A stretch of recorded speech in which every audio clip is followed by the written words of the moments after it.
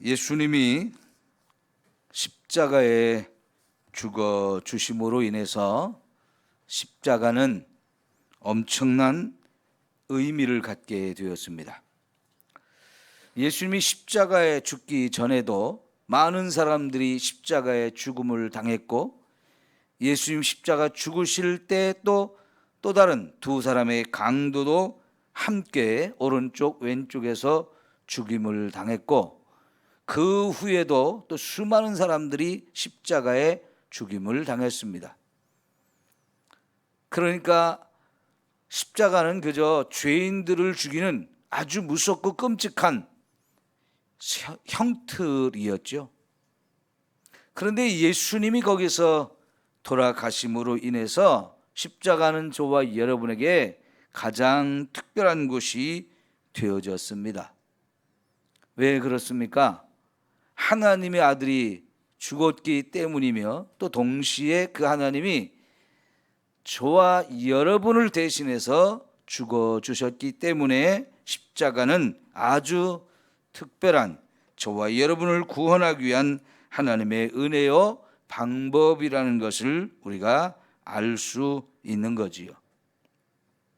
베드로전서 2장 24절이나 3장 18절을 보게 되면 예수님이 우리의 죄를 짊어지고 불의한 저와 여러분을 대신해서 죽어주셨다라고 말씀하고 계십니다. 불의한 저와 여러분을 대신해서 그분이 죽어줬다는 것, 이게 너무나 귀하고 아름다운 은혜인 거지요.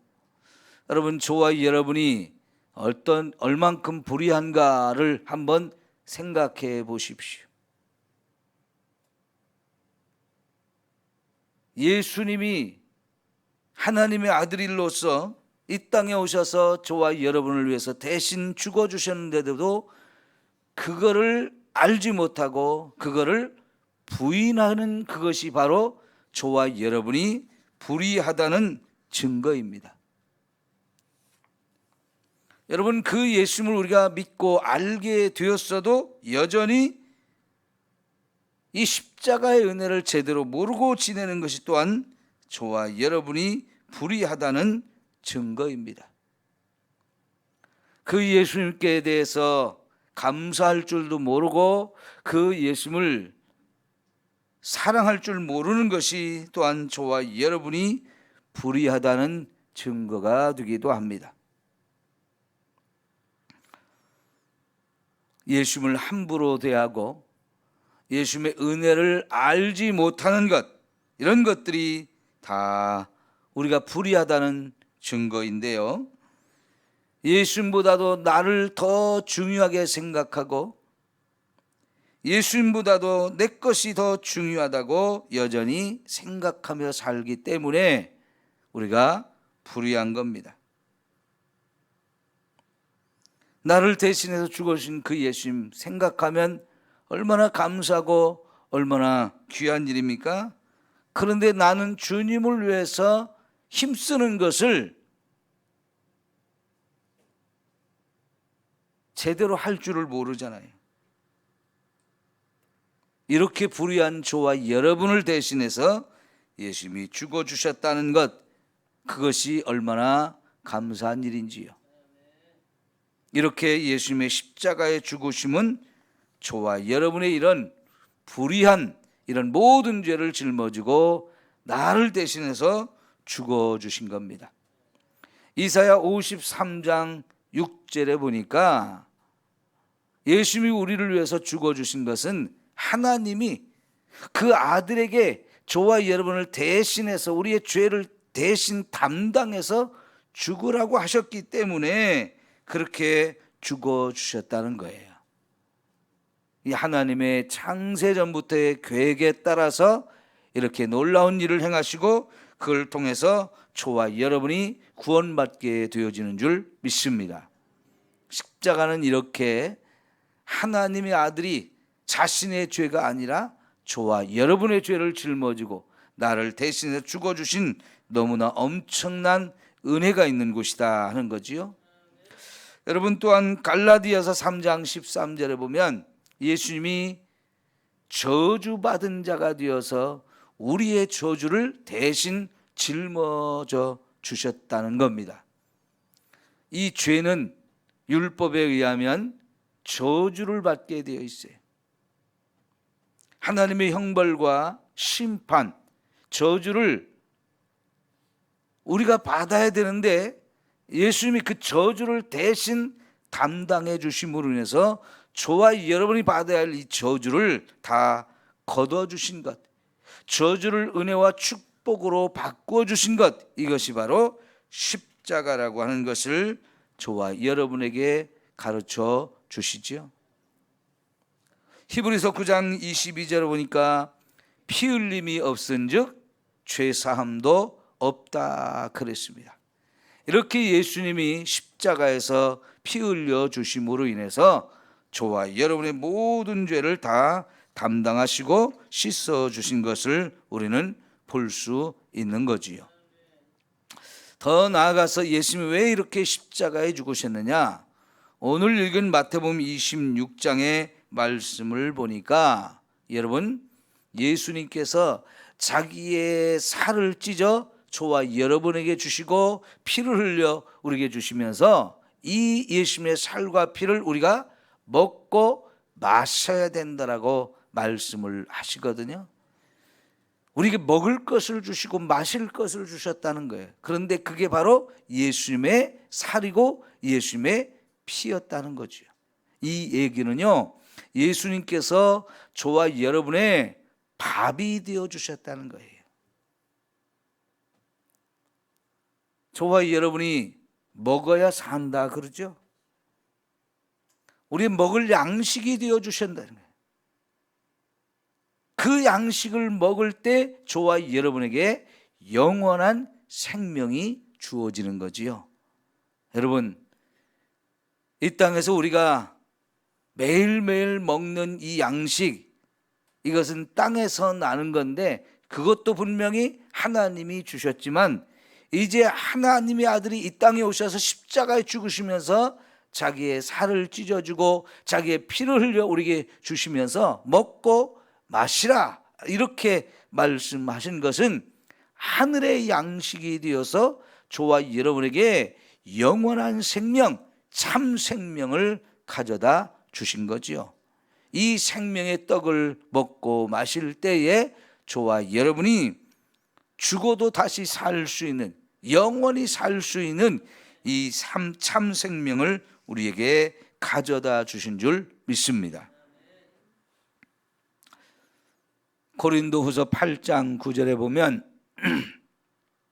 우리 주 예수 그리스도의 은혜를 너희가 알거니와 부유하신 이로써 너희를 위하여 가난하게 되심은 그의 가난함으로 말미암아 너희를 부유하게 하려 하심이라 그랬어요. 예수님이 정말 모든 것을 다 가지신 분으로서 이 땅에 오셨을 때는 가난한 자가 되셨어요. 아무것도 갖지 않은 자가 되셨죠. 그렇게 되신 이유가 뭐냐? 부유한 자가 가난한 자가 되시면서 가난한 저와 여러분을 부유케 하려고 그렇게 하셨다는 거죠.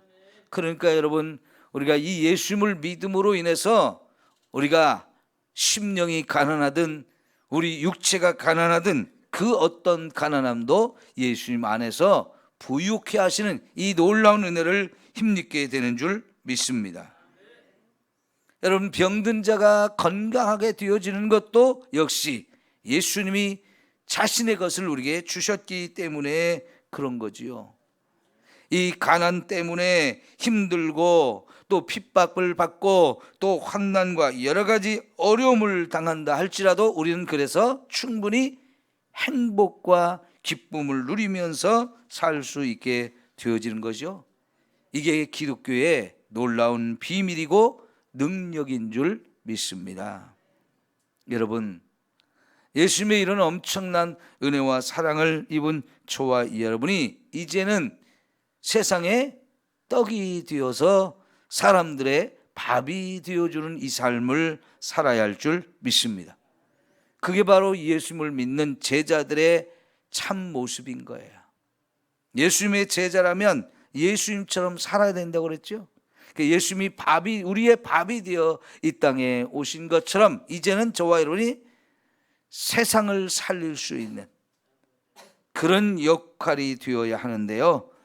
예수님을 담은 떡, 예수님을 담은 밥이 되어서 이 세상 사람들이 나를 먹고 살아날 수 있는 이런 은혜가 주어져야 할 줄 믿는 거지요.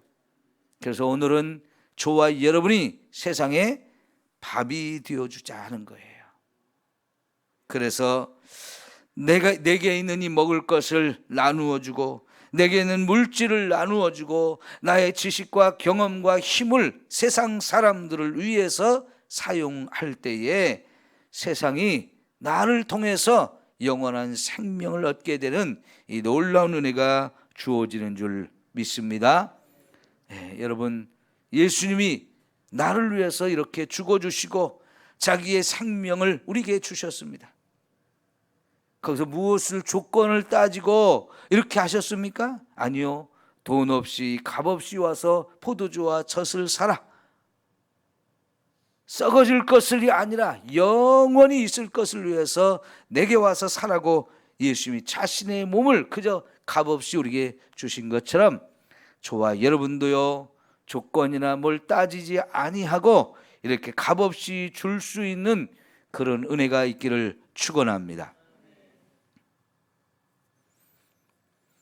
어제 교단에서 발행되어지는 회보라고 하는 책이 있는데요, 거기 보니까 마지막 뒷표지에 대한성서공회에서 굉장히 중요한 광고를 하나 올렸는데요, 우크라이나에 이렇게 전쟁이 일어난 것, 우리가 매일매일 뉴스를 통해서 지금 굉장히 듣고 있는데요, 그런 뉴스에는 안 나오는 참 감사한 일이 거기서 일어나고 있더라고요.